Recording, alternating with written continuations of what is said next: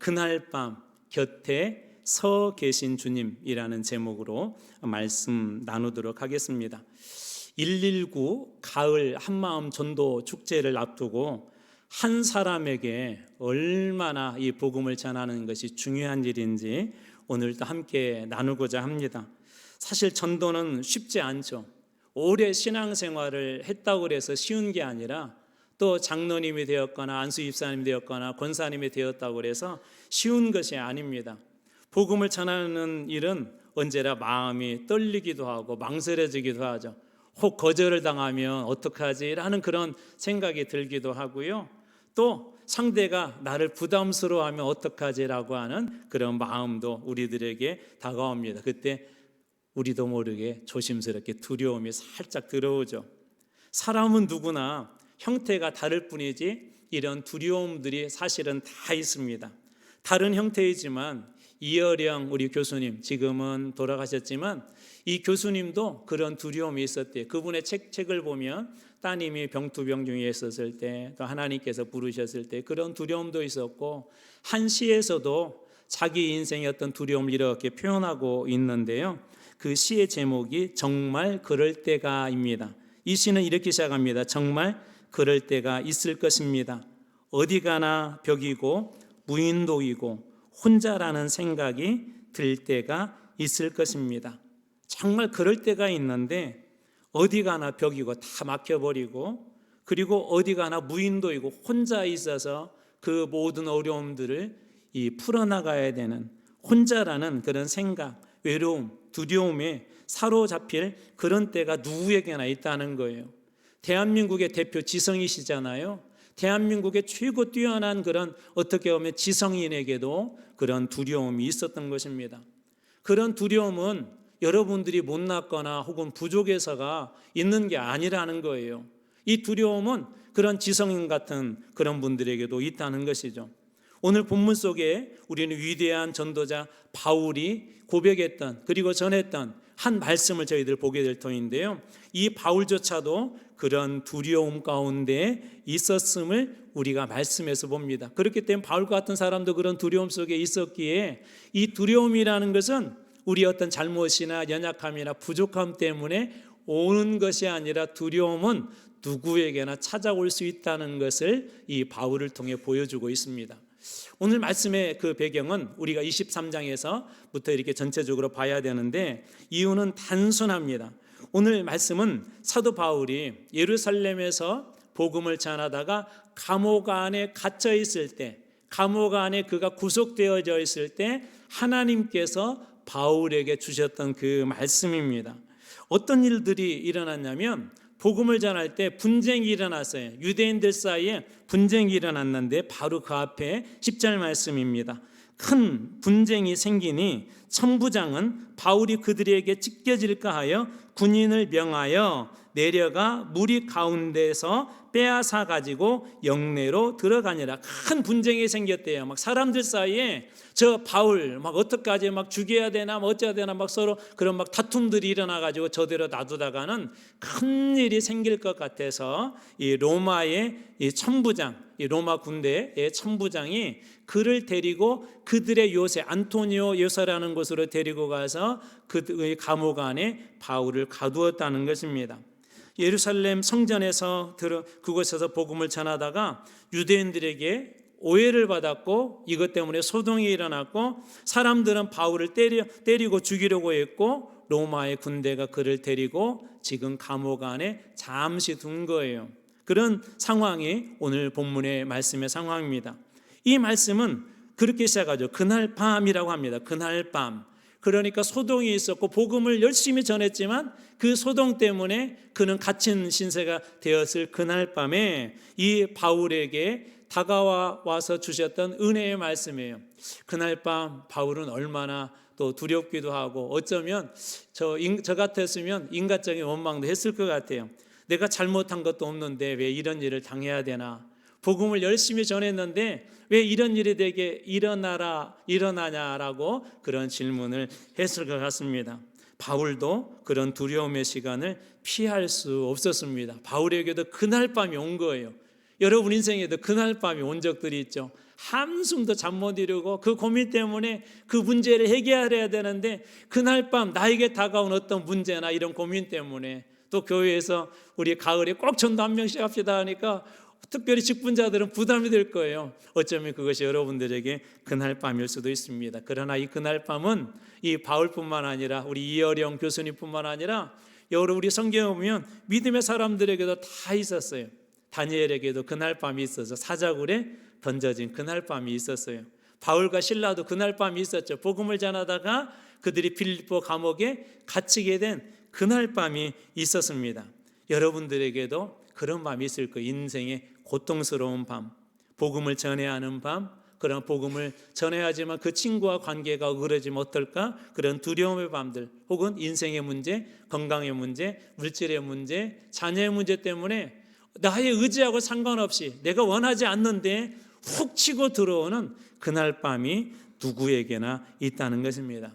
오늘 말씀은 바로 그곳에서 이렇게 시작하는데요. 그날 밤 주님께서 그 바울의 곁에 서 계셨다는 것입니다. 오늘 말씀의 11절 앞부분입니다. 그날 밤에 주께서 바울 곁에 서서 이르시되, 여기 곁에 서서라는 게 에피스데미라고 하는 말인데요. 이게 곁에 있다라는 그런 의미도 있지만 아주 가까이에 붙어 있는 걸 이야기합니다. 그러니까 주님께서 멀리 서서 그날 밤 바울에게 힘들고 어렵고 외롭고 복음을 전했던 그가 묶여버린 그날 밤에 주님이 멀리 와서 구경하는 것이 아니라 바울 가장 가까운 곳에 와서 서서 긴급성을 보여주는 거예요. 바울의 그 어려움을 홀려 버려두지 않고 주님께서 찾아오셨다는 겁니다. 마치 제자들이 오병이어의 기적을 보고 이제 갈릴리 호수를 이렇게 건너가는데 풍랑을 만났어요. 죽을 동 말동하는 그런 일들이 벌어졌을 때 그곳에 예수님께서 그 바다 위를, 풍랑이는 바다 위를 걸어서 제자들에게 찾아오신 것처럼 그날 밤 그 감옥 안에 예수님께서 찾아오셔서 바울 곁에 서 계신다라고 그렇게 이야기합니다. 바짝 다가와서 바짝 붙어 계신 그런 상태. 그를 바울을 어떻게 보면 두려움 속에 있는 바울을 꼭 안아주시면서 괜찮아, 그렇게 말씀하셨을 수도 있을 것 같고요. 손을 꼭 붙잡으면서 걱정 마, 내가 너를 인도할 거야, 그렇게 말씀하셨을 수도 있을 것 같아요. 어떤 이야기를 이 바울에게 했을까요? 오늘 11절의 중간은 이렇게 예수 그리스도께서 바울에게 이야기합니다. 담대하라. 뭐라고 말씀하셨다고요? 담대하라. 그날 밤 갇혀 있을 때, 두렵고 힘들 때 주님이 그를 버려두시지 아니하고 멀리 계신 주님이 아니라 가장 가까이 바짝 붙어서 바울 곁에서 주님께서 이렇게 말씀하세요. 담대하라, 담대하라. 왜 사도 바울에게 담대하라고 말씀하셨을까요? 우리는 종종 사도 바울을 영웅처럼 생각해요. 영웅처럼. 저도 어렸을 때 저희 아버지가 영웅이었거든요. 여러분들도 영웅 있으셨죠? 어렸을 때 각자 영웅이 있을 거예요. 그런데 선생님일 수도 있고 또 어떤 형일 수도 있고 아버지이기도 하고, 그런데 이렇게 나중에 커서 보니까 그 영웅도 다 두려움이 있었더라고요. 사도 바울도 우리가 볼 때는 참 믿음의 영웅처럼 보이지만 그에게도 그런 두려움이 있었어요. 담대하게 복음을 외치고 감옥 가는 것도 두려워하지 않고 매를 맞아 죽을 뻔한 일들이 여러 번 있었고, 그런데도 그는 두려움 없이 복음을 전했던 정말 복음의 용맹스러운 사람 같았는데 그에게도 두려움이 있었던 것입니다. 그래서 오늘 본문은 예수님께서 바울에게 담대하라고 말씀하시는 거예요. 두려움이 그 안에 있었기 때문에 그런 것입니다. 여기서 하나님께서 주신 은혜가 하나가 있는데요. 예수님은 그를 두려워하는 그 바울에게, 야 바울, 너 왜 이렇게 믿음이 약하냐? 너 왜 이렇게 부족하냐? 내가 너에게 성령의 권능도 주었고 증인될 수 있는 그런 약속도 주었는데 너 왜 이렇게 믿음이 부족해가지고 그러냐라고 나무래지 않고 예수님은 가까이 오셔서 대신 그 곁에 오셔서 담대하라고 그렇게 말씀하여 주십니다. 이 담대하라는 그런 말이 이 다르세오라고 하는 이 헬라어인데요.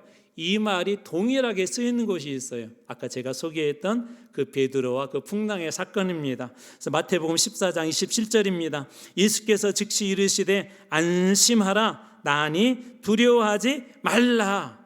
풍랑 속에 있던 제자들에게 예수님이 찾아오셔서 주신 말씀이 뭐라고요? 안심하라 했죠. 그들이 두려웠기 때문에 죽을 수도 있겠구나, 이 풍랑 때문에 내 인생이 끝날 수 있겠구나, 그럴 때 안심하라. 이게 똑같이 헬라어로 다르세요예요. 이 바울에게 담대하라 말씀하신 것처럼 이 베드로에게도 안심하라 말씀하셨던 이게 다르세요인데, 용기를 가지다, 그 다음에 담대하게 하다, 안심하다라는 그런 뜻이 있습니다. 베드로와 제자들도 두려웠기 때문에 주님께서 가까이 찾아오셔서 말씀해 주신 거예요. 바울뿐만 아니라 선지자들에게도 그런 두려움이 있었죠. 우리가 잘 아는 눈물의 선지자 예레미야는요, 수많은 조롱을 받았어요. 복음을 전하다가, 말씀을 전하다가 조롱을 이렇게 당하기도 하고, 때로는 매를 맞기도 하고, 그래서 그 순간에 나는 다시는 하나님 이름은 말하지 않을 거야 라고 그렇게 그가 선포하자마자 말이 끝나기도 전에 그는 뭐라고 고백하냐면 이렇게 고백합니다. 예레미야 20장 9절, 내가 다시는 여호와를 선포하지 아니하며 그의 이름을 말하지 아니하리라. 무슨 얘기냐면요, 하나님이 주신 그 말씀, 그것을 그대로 전했는데 그에게 돌아온 건 뭐냐면 조롱이었었고 매맞음이었었고 사람들의 손가락질이었었어요. 우리도 그렇잖아요. 요즘 같은 때 복음을 전하면 사람들이, 야, 요즘이 어느 시대인데 아직도 예수 믿냐, 요즘이 어느 시대인데 전도하냐, 사람들이 그러잖아요. 그럴 때 이 에레미야도 너무나도 속상하고 힘들어가지고 내가 다시는 여호와를 선포하지 아니하며 그의 이름을 말하지 아니하리라 라고 했는데, 하면 말씀이 이렇게 해줘요. 나의 마음이 불붙는 것 같아서 골수에 사무치니 답답하여 견딜 수 없나이다. 다시 뭐 하겠다는 거예요? 말씀을 나는 선포하겠다는 거예요. 나는 하나님의 말씀으로 선포하겠다. 왜요? 하나님의 말씀만이 영혼을 살리고 생명을 살리고 민족을 살리고 이스라엘이라는 나라를 살릴 수 있기 때문에 사람들이 듣지 아니하고 조롱하고 그래도 그 말씀을 전하겠다는 거예요. 아이가 너무 아파가지고 병원에 갔는데 큰 수술을 해야 된대요. 그 주사를 맞아야 된대요. 아이는 몸을 입혀도 아빠 나 주사 맞기 싫어, 아빠 나 수술하기 싫어. 그럴 때 엄마 아빠의 마음은 가장 좋은 것은 수술 안 하고 주사 안 맞고 아이 병이 나으면 좋겠지만, 그때 부모님은 어떡하죠? 아이를 꼭 잡아서 주사 맞으려고 할 때 꼭 잡아서 주사를 맞게 하고, 수술해야 될 그 아이에게 두렵고 힘들지만 수술할 수 있도록 그 길로 인도하지 않습니까? 여러분, 예레미야 같은 그런 선지자에게 주셨던 마음이 그런 마음들이에요. 내가 말씀을 전할 때 조롱당하고 매맞음을 이렇게 당하고 그런다 할지라도 나는 하나님 말씀을 나는 전할 수밖에 없어. 전해야 돼. 그래야 그 사람 살아. 그가 그런 마음으로 전했다는 것이죠. 그에게도 그런 두려움이 있었어요. 역사를 넘어 교회사의 현장에서도 그런 일들이 있었는데, 우리 종교개혁의 유명한 마틴 루터가 이 보름스 회의에서 이런 일들이 있었대요. 당신의 주장을 초래하라, 아니면 죽음을 각오하라는 그런 협박을 받았대요. 무슨 얘기냐면 그가 성경으로 돌아가자, 말씀대로 하자라고 이야기했을 때 황제로부터, 교황으로부터 협박받은 거예요. 당신의 그 주장 철회하지 않으면, 반박문 철회하지 않으면 당신의 목숨이 위태로울 수 있다, 죽을 수 있다라고 그렇게 이야기했죠. 그 자리는 그의 인생의 최대의 두려움이었을 것입니다. 그래서 그는 그곳에서 하나님 앞에 이렇게 기도합니다. 하나님, 내 양심은 말씀에 붙잡혀 있습니다. 하나님, 저를 도와주십시오. 왜 그렇게 저를 도와달라고 했을까요? 그도 두려웠던 거예요. 종교개혁을 이루었던 이 교회의 새로운 흐름, 주그 같은 교회를 살렸던, 종교개혁의 불씨를 살렸던 마틴 루터조차도 두려움 속에 있었던 것입니다. 영웅도 두렵다는 것입니다. 바울도, 이어령 교수님도. 저는 이런 유의 말씀을 준비할 때마다 늘 제 마음속에 생각나는 영화 한 편이 있어요. 한번 소개했지만 다시 한번 소개하도록 하겠습니다. 브레이브 하트라고 하는 그 영화 있습니다. 브레이브 하트. 다 안 보신 척 하는데 제가 알아요. 근데 이 영화가 어떤 영화냐면, 이 스코틀랜드의 그 자유를 위해서 싸웠던 윌리엄 윌리스라고 하는 한 사람의 그 주인공에 대한 그 이야기인데, 그가 결국은 붙잡혀요. 자유를 위해서 싸우고 그 나라의 독립을 위해서 싸웠지만 그가 용맹스럽게 이 죽음도 두려워하지 아니하고 그들과 그 싸움 현장에 있었지만 결국은 그가 붙잡힙니다. 근데 이때 당시에 이 사형수에게 어떻게 사형을 하냐면, 조금 말씀 시간이라 조금 좀 그런데 그래도 좀 정확하게 표현해야 될 것 같아요. 낫 같은 것으로, 잘 드는 낫 같은 것으로 배를 가르고요, 살아있는 상태로 그 안에 있는 모든 내장기관을 다 꺼냅니다. 잘라냅니다. 살아있는 상태로. 이게 상상하기만 해도 우리 마음속에 두렵지 않습니까? 그 일들을 앞두고 감옥 안에 이렇게 갇혀 있을 때 그를 사랑했던 그 나라의 그 공주가 와서 이 약을 먹으면 일종의 마취제 같은 그런 약이었던 것 같아요. 편안하게 죽을 수가 있어요. 괜찮을 거예요. 그런데 이 공주가 하도 주니까는 입안에다 이렇게 머금고 있다가 공주가 나간 뒤 그것을 다 내뱉어 버립니다. 그리고 그날 밤 그는 하나님 앞에 이렇게 기도합니다. I'm so afraid. 주님, 저도 너무나도 두렵습니다. Give me the strength to die well. 부디 용감하게 죽을 수 있는 힘을 주십시오. 주님, 저도 두렵습니다. 모든 사람들이 볼 때 그렇게 용감하고 많은 사람들이 볼 때 앞장서서 죽음도 두려워하지 않았던 그 역시도, 용맹스럽게 보였던 그 역시도 두려움 앞에서 떨고 있었던 것입니다. 여러분, 우리는 어떻습니까? 2000년 전이나 종교개혁 시대나 혹은 나라의 자유를 위해 싸우는 용감한 사람에게만 두려움이 있는 것이 아니라 오늘 우리들에게도 그러한 두려움들이 있죠. 오늘 이 시간 우리 중에 바울처럼 두려움이 계신 분도 있을 거예요. 그것이 육신의 문제일 수도 있고 건강의 문제일 수도 있고 자녀의 문제일 수도 있고 물질의 문제일 수도 있고, 그럴 때 주님 앞에 그대로 고백하세요. 주님, 저도 두렵습니다. 이 문제를 어떻게 해결해야 할 때 두렵습니다. 또 복음을 전하는 일도 우리 중직자들은 교회에서 하자고 하니까 꼭 이 일을 해야 되는데 두려울 거예요.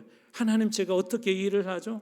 혹시 직장에서 이런 이야기를 하게 되면 이상한 사람 취급받으면 어떡하죠? 우리 가족들에게 이야기하면 다시는 그런 얘기하지 말라고, 나에게 그런 얘기하면 너하고 관계를 끊겠다고 가족들이 그런 얘기 들을 수 있다는 그런 두려움들, 친구에게 전하면 혹은 거절당할까 봐 하는 그런 두려움들, 이 사람에게 복음을 전하고 싶은데 혹시 전했다가 이런 일을 당하면 어떡하지라고 하는 그런 두려움들이 우리들에게 찾아올 수 있습니다. 그때 주님은 우리에게 그렇게 말씀하십니다. 그 밤에 주께서 바울 곁에 서셨다. 내 인생의 가장 어두운 밤에 주께서 바울 곁에뿐만 아니라 여러분 곁에도 서 계신다는 걸 여러분 믿으시기 바랍니다. 그날 밤은 우리들에게 어떻게 보면 불같은 시험일 수도 있어요. 그날 밤은 어떻게 보면 깊은 구덩이 속에 던져져서 홀로 외롭게 그 구덩이를 견뎌내는 그런 감옥과 같은 그런 밤일 수도 있습니다. 그런데 주님은 뭐라고 말씀하자면 그날 밤 주께서 너의 곁에 서서 나의 곁에 서서라고 주님 그렇게 말씀하여 주십니다. 여기서 우리가 깨달을 수 있는 중요한 교훈 하나가 있어요. 주님은 고난을 없애주는 것이 아니라, 주님 환난을 없애주는 것이 아니라, 주님 문제를 없애주는 것이 아니라 그 문제 앞에 서 있는 우리와 함께 하신다는 거예요. 풍랑을 없애주시는 것이 아니라 풍랑 속에 계신 제자들에게, 풍랑 속에 있는 제자들에게 주님이 찾아오신 것처럼 주님은 우리와 함께 그렇게 하신다는 것입니다. 119 가을 한마음 전도축제라는 이름은 중요한 상징성이 있다고 그랬죠. 119라고 하는 그것은 11월 9일 날짜의 의미도 있지만 더 중요한 의미는 긴급성이에요. 긴급성.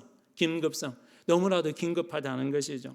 또 가을이라고 하는 것은 우리 계절을 이야기하는 거, 한마음이라는 것은 우리 교회가 어떤 마음으로 일을 해야 될 건가를 거기에 포함해놓고 무엇을 해야 될지라는 것에는 전도축제라는 그런 이름을 한번 붙여보았습니다.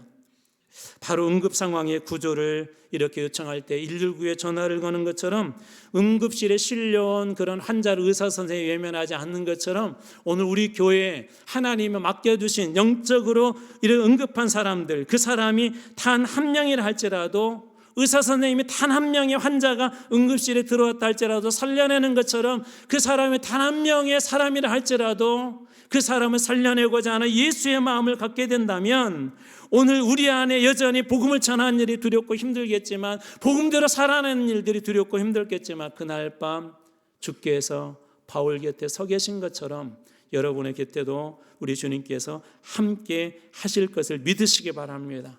하나님께는 한 사람이 너무 소중함을 우리는 지난 시간에 나누었었죠. 지난 시간에 이런 말씀을 나눴어요. 양 100마리가 있는데 그 중에 한 마리를 잃어버렸다고 그랬죠. 그런데 그 주님과 한 마리를 찾고 또 찾습니다. 왜 찾는다고요? 우리가 잃어버렸다는 말이지만 그 말에 또 다른 의미는 멸망하다, 파멸한다는 의미가 있어요. 지금 찾지 아니하면 그 한 마리 양이 어떻게 된다는 거예요?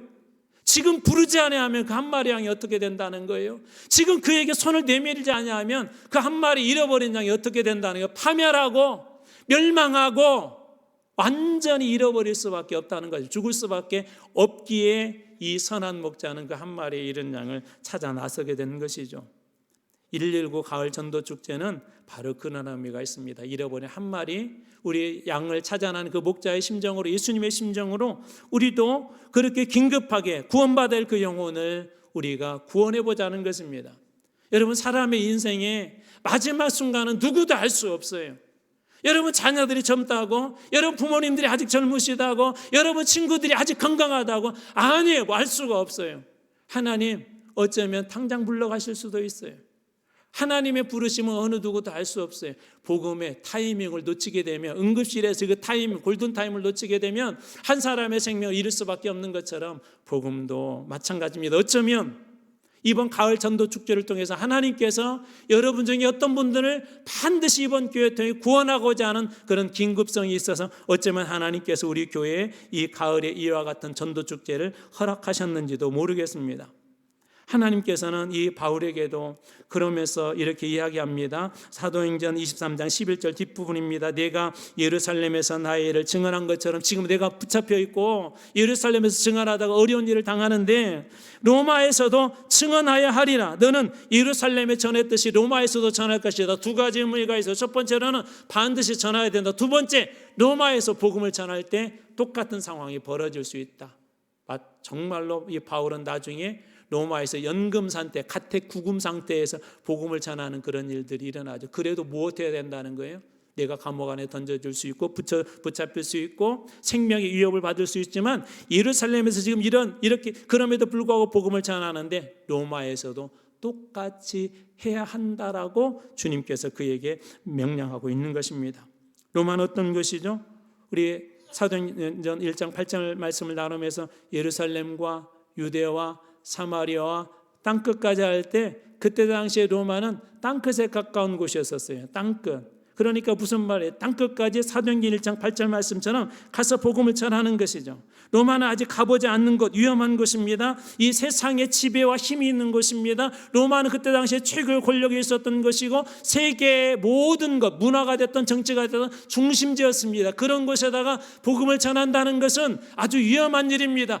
그런 곳에 복음을 전한다는 것은 죽음을 각오해야 되는 그런 일일 수도 있습니다. 그런데 하나님께서는 이 바울에게 예루살렘에서 내가 복음을 전한 것처럼 로마에서도 전해야 돼. 그런데 예루살렘에서처럼 내가 구금을 당하고 어려울 수도 있어. 그럼에도 불구하고 반드시 이 복음을 전해야 된다고 그에게 사명을 주신 것입니다. 오늘 우리 성도들에게 로마는 어디일까요? 여러분들에게도 로마가 있어요.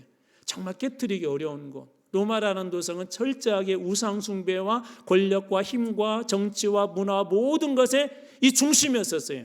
절대 깨트리기 힘든 그런 곳이었어요.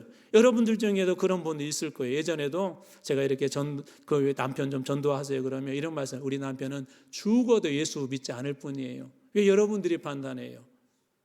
왜 여러분들이 이렇게 선을 그어요? 주님은 한 영혼도, 그런 영혼도, 여러분 바울 같은 사람도, 깨어지지 않을 것 같은 사람도 그가 예수 만나니까 무너지지 않습니까? 그의 인생이 구원받아 하나님의 자녀 되지 않습니까? 어쩌면 그분은, 그런 분이 여러분에게 로마일 수 있어요. 직장생활 중에 정말 친한데 이 친구하고는 터놓고 모든 얘기를 다 하는데 예수 믿는 이야기만큼은 정말 하기 어려운 그런 친구들도 있어요. 그 얘기만 꺼내면 이 친구와 관계가 끊어질 것 같아서 어쩌면 이 사람이 여러분들에게 로마일 수도 있습니다. 상처와 고통 속에 있는 동료일 수도 있고 여러분들이 정말 다가가기 힘든 사람일 수도 있고 여러분들과 관계가 그렇게 별로 썩 좋은, 그렇게 썩 좋지 않은 그런 사람이 로마일 수도 있습니다. 그런데 오늘 하나님 우리에게 말씀하십니다. 내가 예루살렘에서 복음을 전한 것처럼 로마에서도 그 사람에게도 복음을 전해야 된다라고 오늘 말씀을 통해 우리들에게 이야기하십니다. 이것이 왜 중요하냐면 여러분 세계적으로 유명한 복음 전도자 중에 빌리 그레함이라고 하는 목사님이 계십니다. 우리 한국에서도 와서 여러 번 말씀을 전했죠. 이 빌리 그레함 목사님이 다녔던 교회는 시골의 작은 교회에 있었어요. 근데 이 교회에서 부흥회가 열렸는데 그 부흥회 때 부흥 강사님의 말씀을 듣고 이 빌레그레함이 회심을 하게 됩니다. 시골의 작은 교회에서. 아마 이 강사님에게도 그런 우리가 스토리는 알 수는 없지만 그 교회에서 요청을 했을 때 가야 되나 말아야 되나 그런 기도 제목이 있었을지도 모르겠어요. 물론 고민 없이 저는 가셨을 거라고 봐요. 그럼에도 불구하고 그 시골 교회 몇 명 안 되는 교회 가서 부흥회 이왕이면 많은 곳에서 사고 싶잖아요. 이왕이면 많은 사람들에게 감동을 주고 회심시키고 싶잖아요. 근데 하나님은 때때로 영양가 없는 세상의 계산에서는 손해보는 그런 곳으로 보낼 때가 있어요. 그런데 만약 그때 그 강사님이 그곳에 가서 복음을 전하지 않았다면 세계적인 부흥 강사 빌리그레 목사님 같은 분이 없었을 것입니다.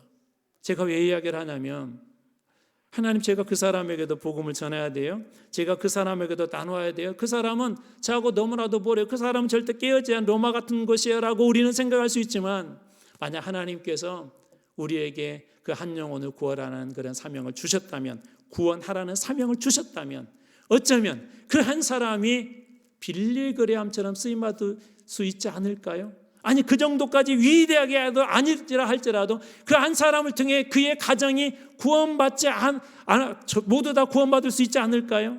마치 고넬료의 가정에 베드로가 이방인 그 가정에 유대인이 하나님 저는 못 가요 부정한 곳이에요 라고 했던 그가 순종해서 갔을 때 고넬료와 그의 집안 사람들 하인들까지도 모두가 세례를 받는 한 사람 주 예수를 믿으라 그리하면 너와 내 가정이 구원받으리라는 그 말씀의 역사를 그가 그곳에서 이루지 않습니까?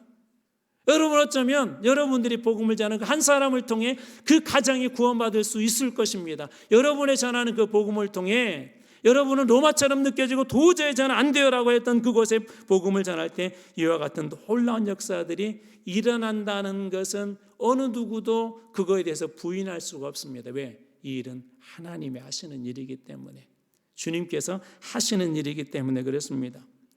예수님을 증언한다는 거 예수님이 내 삶에 하신 일들을 그냥 증언하시면 돼요. 나도 여전히 두려워. 나도 여전히 실수해. 나도 여전히 유혹 속에 있어. 그런데 너하고 나하고 한 가지 다른 것 있다. 그때 내 곁에 주님이 계셔. 내가 힘들고 어려울 때 그 주님이 나를 살려주셨어. 내가 병중에 고통스러워할 때 그 주님께서 나를 붙잡아 주셨어.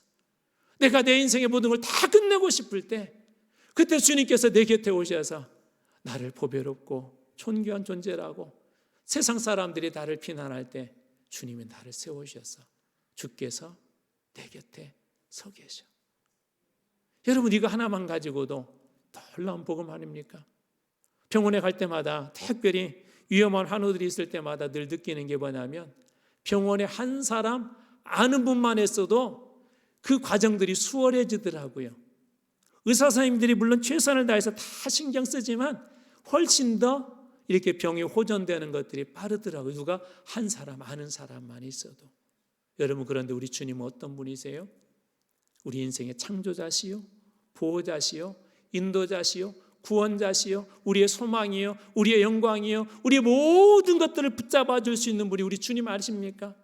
세상에 좋은 의사 선생님 한 사람만 소개해도 그 사람이 고맙다고 하는데 우리 인생의 모든 걸 책임질 거 이 땅의 삶뿐만 아니라 영혼의 삶을 책임질 수 있는 그 주님이라면 설령 우리가 감옥 속에 던져지고 그런 어려움 속에 있어도 로마도 그렇게 보아야 할 것이다 라고 하는 사도 바울이 그 말씀 붙잡고 후에 로마까지 가서 복음을 전한 것처럼 여러분들이 힘들고 어렵지만 그 한여름에 복음을 전할 때 여러분에게 곁에 서신 그 주님처럼 그 영혼에게도 주님께서 곁에 서 계신다면 이보다 즐거운 꿈과 비전은 어디 있을까요? 사랑하는 성도 여러분, 힘들고 어렵지만 예수님 만난 그 예수님 한번 전해보십시오. 그분하고 좋은 관계를 맺어보십시오. 하다못해 이렇게 작은 선물이라도 드려보십시오. 시간이 되면 같이 이렇게 식사도 해보십시오. 이런저런 얘기 해보십시오. 웃는 것 같지만 그 마음속에 어느 누구도 채울 수 없는 그 공간이 이렇게 보일 때 그때 예수님을 전하십시오. 예수님이 그의 곁에 계셔. 예수님께서 바울 곁에 계신 것처럼 그 영혼의 곁에 계실 때 그 영혼에게도 이 세상이 누릴 수 없는 천국이 선물로 주어지게 될 줄로 믿습니다. 한 사람이 한 영혼을 구원하여서 천국을 선물로 나누는 여러분들 다 되시길 주님으로 축원합니다. 기도하겠습니다.